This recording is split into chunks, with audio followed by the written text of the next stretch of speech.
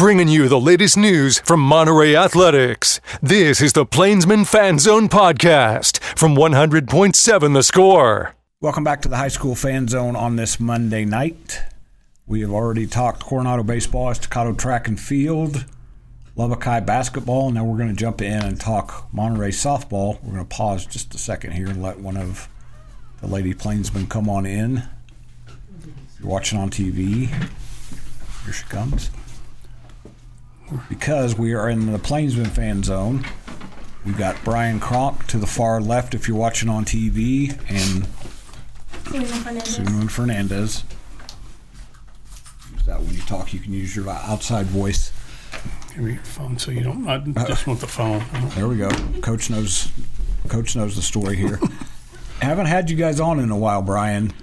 And all of a sudden, and somebody mentioned this the other day. There was what happened to Monterey? I said, "What do you mean? They're right there in the playoff hunt." And they kind of looked at me like, "What?" They saw a few of your scores. Right. A couple of games got away. It happens. But now we just talked about this. 4 of the last 5 in a pretty competitive game against Amarillo High. That's a pretty solid team. Yes, sir. I'm trying to think the last time I saw you. You saw us early. I was beginning to think that we weren't playing well enough that we were going to be invited back. Oh, no. We'll always invite you back. We had some other stuff come up, and actually, since we've got 30 minutes, I'm going to ask you a little bit about your former life as a assistant basketball coach under a coach legend who just retired. So she gets so mad at me when I call Jill Snyder a legend. Every time I do, she cringes. You know, she is one of the most humble people that you'll ever meet or ever be around. Yep. And, it's hard to think that she has the resume that she does. And so, but. We'll save that for a couple segments down because I want to talk about these girls. And Selena's one of the big reasons I think why you guys have maybe spun things around a little bit. She is definitely part of it. There is a group that has been playing really good softball. And then there have been some pieces that have picked up, with what they're doing, and it's allowed us to be more competitive and have some more growth here the last several weeks. But, we knew when we talked early in the year, it's a learning process. It's a building process. I feel like we had a lot of talent coming back, but as you start looking around, you're kind of going, okay, you're first timer, yep. Okay, so the bumps are to be expected. And, and so I think we've kind of found I don't know if a niche is the right word, but we've kind of maybe a recipe that has been working for us and been successful. And a lot of that does come back to Selena and what she's been able to do for us in the circle. Because, Selena, the last time I saw you guys, you told me you hadn't pitched in a while. It had been – tell me when Coach came to you and said, okay, we need to throw you out there. What was your response? What was your reaction? Early in the season, I started working on pitching again, but it was never guaranteed that I would be the one throwing for us. It was always just a thought in the back of our heads. But when season actually came, we saw that we needed multiple arms, and I just happened to have been working on it, and I had to have been there for us, and it happened to work out for us. And you've certainly embraced it because as I look at your stuff, there she is again. She's pitching well, getting you guys a win. I'm a former catcher, so I don't know if I'm jealous or I think you're crazy for moving from one side to the other. A lot of people say it's crazy, especially doing catching and pitching, but the more positions that you can master and add to your skill is better for the game, and it helps you and the game improve. When you were looking, when you realized that you needed to make some tweaks, why did Selena jump to the top of your list? Well, if you see her, she's got long levers, long arms, long legs, long fingers. And all of those things go real well when you start looking at what a pitcher has to have, or I say has to have, what a lot of good pitchers have to have. Monica Habit, Kat Osterman, Jenny Finch. Obviously that's going back in the day, but you think about all of them. They're all tall, they're all long, they have long fingers.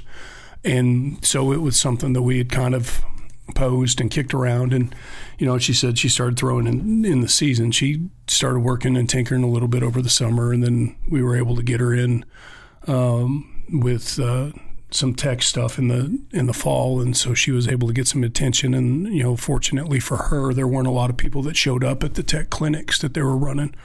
So she's one-on-one with their pitching coach, and she's one-on-one with Nigeria Canada, and she's one-on-one with their I don't even know what Owen's tag would be, but so she's got 3 or 4 sets of eyes on her, able to work with her and to help her. And honestly, Coach Atchison, Tara, she looked at her and she's like, "She never pitched?" I'm like, "Not very much." She's like, and kind of got a smile. And so, we're excited about that. But she's, she's still wet behind the ears when it comes to it. I mean, hit the mascot one time and, tried the corner and missed, ball 4, ball 8, ball 12. I mean, it's, some days it looks like that, and other days it's like, oh, wow, that looked really good. And so she's been able to string together more good days than bad days here for us lately. So you talked about all the mechanics, the physical part, but the time I saw her too, there's some competitive juices there too.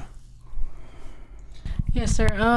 When we're down and when we're like in that fighting moment, it just takes a lot out of us. And all of our coaches, Coach G, Cronk, all the tech coaches, they always say that you have to find that dog in you. And when the close games come like that, that dog just comes out without like a second thought. You're pretty good at helping yourself too, because I believe the game I covered, you had 7 RBIs. You had a grand slam and drove in 3 more runs with a double. So doesn't hurt to help yourself. Yes, sir. Which you kind of looked at me funny when I said that the other night. We're going to come back. I told you you seem like a team that's going to have to score a lot of runs to win some games. A little bit different than you've had the last few years. Yes. But that's okay. There's not a cookie cutter way to win games. I think we've seen that over and over again.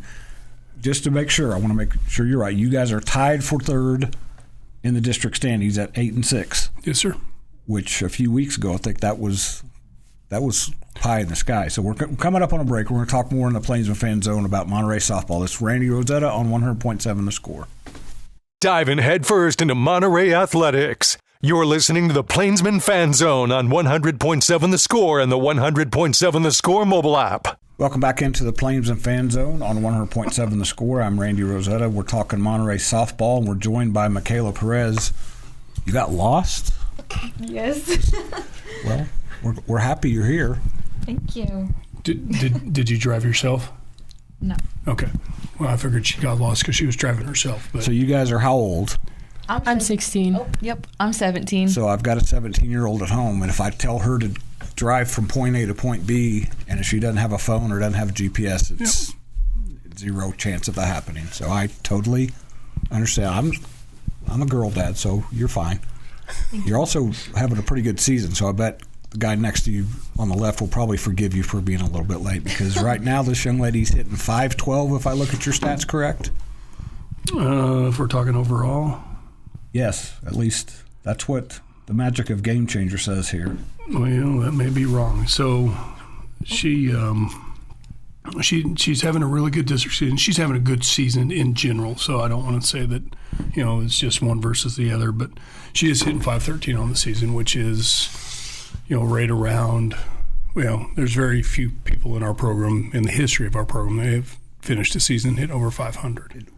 Say that again, because to say that after the last 4 years is pretty impressive. There is one person. Well, yes, that person was pretty good. Yeah. Obviously, we're talking about Alexis Lex. Yes. And so, yeah. So Michaela's having a good season, and she's hitting the ball hard, doing things that we've seen her do previously. I will say that she had a little bit of a sophomore slump, which is, typical, but, it wasn't a bad year, but it wasn't compared to her, what she did as a freshman. And, but this year it's night and day difference. And from my perspective, she's got a swing that when she came in as a freshman, I was like, she's going to do some things. And so we were kind of waiting. And she had some success, freshman, sophomore year. But this year it's been a totally different layer of success. And even her outs are loud. I'm trying to think of who it was, but actually it might have been that Caprock game. up until Selena hit her home run, the hardest ball that was hit Yes. that night was the leadoff out to center. And she flat smoked it. And that has happened time and time again that, the hardest ball we hit all night, and we may hit 2 or 3 home runs, the hardest ball that's hit is hers. So, All right, Michaela, you're going to have to help me knock the cobwebs off here. I'm trying to think back to when you were a freshman. Oh, okay. The day you guys played Amarillo High in Plainview when it was about 130 degrees. Oof. And I believe, Brian, you can help me too. It seemed like she had a pretty big impact on one of those I think 2 very long games. I believe she wound up, coming up with and I'd have to remember exactly, See, but that's what I'm saying, the cobwebs. there was a bunt. There was something. She became the base runner that ultimately, I think, put us in the position to possibly force Game 3. So, Michaela, the reason I bring that up is this team's kind of you're in playoff position now. When you think back to that season when you were 15 years old and you were playing a big role for a team that was so good, how much does that help you a couple years later, that experience and that recall? It definitely helped me gain the confidence because I know I had to earn my spot years back. And those girls impacted me a lot. They gave me my voice. They helped me a lot throughout the years growing up. And they helped me be who I am today. Because I remember asking either you or Anais, is she your sister? Oh, no. I don't. No, that's on her. Maybe she didn't want to claim you as her sister at that point. I bet she would now. But she'd probably claim she may ride your coattails a little bit the way you're. If you're hitting 513, that's. I would bet she'd claim you, don't you think? I would hope so. What about this team has started clicking? We talked a little bit about Selena and her pitching, but what has started clicking for you guys? What started clicking for us, I feel like definitely our bonds. Our bonds helped us a lot because this team is a lot different than last year. Mm-hmm. But, every team has their ups and downs, but I feel like it only pushed all of us to work harder. And to be able to do that, we have to come together. So I think it was for the better for us to come together, and it helped us in the end. Coming up on our break, thank you, because there was a young lady from Estacado that made me seasick a little while ago. Sorry. Again, if my daughter was in here, she'd be doing the same thing. So you're in good company. Well, when she sat down, I wasn't sure that her feet reached the floor, so I know that they do now. They kind of do. And that's the thing about softball players. They don't have to be one size or another, and that's been fun watching your team the last 4 years. You've had a variety. And I've mentioned the last 4 years a couple of times because Monterey and Brian Cronk had a powerhouse, and I'm not going to say, I won't use past tense, have been a powerhouse. I don't know, I'm an English guy, I'm supposed to know what verb that is. And they're starting to show signs of that again. 2 games left this week. We're going to talk a little bit about more what lies ahead. I want to pick his brain about Jill Snyder a little bit, just real briefly, because he spent some time coaching with her. We'll come back for the final segment of the Plainsman Fan Zone on 100.7 The Score. I am Randy Rosetta. Your inside look into Monterey sports. This is the Plainsman Fan Zone on 100.7 The Score and the 100.7 The Score mobile app. Welcome back in. One more segment of the Plainsman Fan Zone. Just real quick, looking at the standings, you guys are 8-6. You have Lubbock Cooper Tuesday night at home. Yes, sir. And then go to Paladuro. Win one game, and it seems like the worst that you guys could do would be in a playoff or seeding of some sort. Is that fair to say? Yes, sir. That is correct. But it also, one win could seal the deal for you. Yes. I guess destiny's in our own hands. So you want to solidify a playoff spot, you win 2. One will put you in a position for a seeding game as it sits right now. We're tied, I guess, in 3rd with Lubbock High. And so they have Coronado and Plainview. So depending on what they do can obviously dictate who and how. Caprock has Plainview tomorrow. And so if they get in and we drop one of the 2, then we wind up tied with them. If Lubbock High drops one of the 2, then it would be a 3-way tie. So you split with Lubbock High, you split with Caprock. Yes, sir. Correct. So you guys get to play Lubbock Cooper tomorrow, which has become a pretty fun rivalry the last few years. if you win that game, that puts you in really good shape. Yeah. Do you like the fact that it's against Lubbock Cooper, that you guys get a chance to? Because right now they're flying pretty high. They're 14-0 in district. You guys could.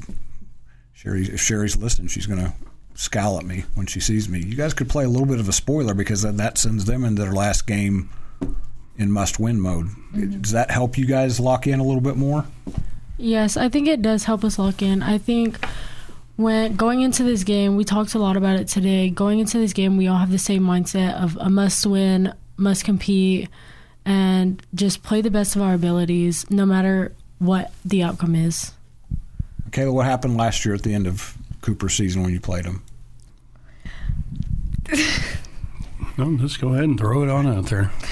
So we had won, and they turned the lights off on us. I wasn't actually. I was just going to talk about on the field. Oh. You guys lost the first game of the series. Oh yes, we lost the first game, and that game, we really struggled that game.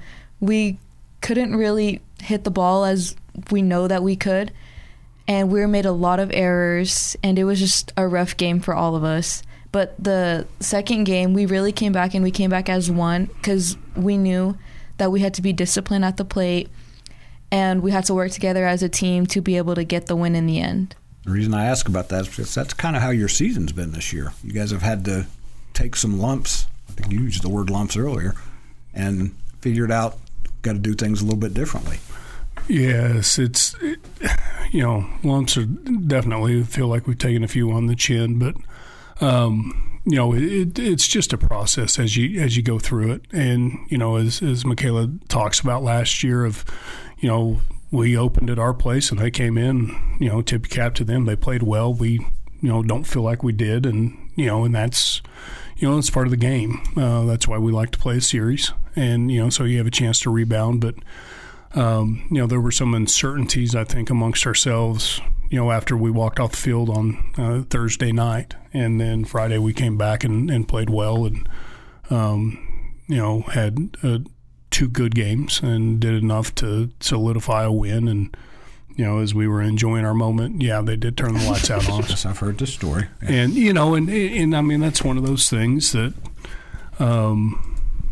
we have been known to take our time and lollygag to get out of places, and it's nothing against anybody else, but it's a moment that you may not get a chance for. I mean, right now we're sitting in tie for third, and 2 bumps in the road and the wrong people doing things, and we're on the outside. Yep. And so you have to relish those moments, and you have to make the most of them. But as we talk about it, and I guess I'll give Sherry some bulletin board stuff, but you look at several of the people that we played, Caprock, Amarillo High, Lubbock Cooper, their seasons have ended because of us the last several years.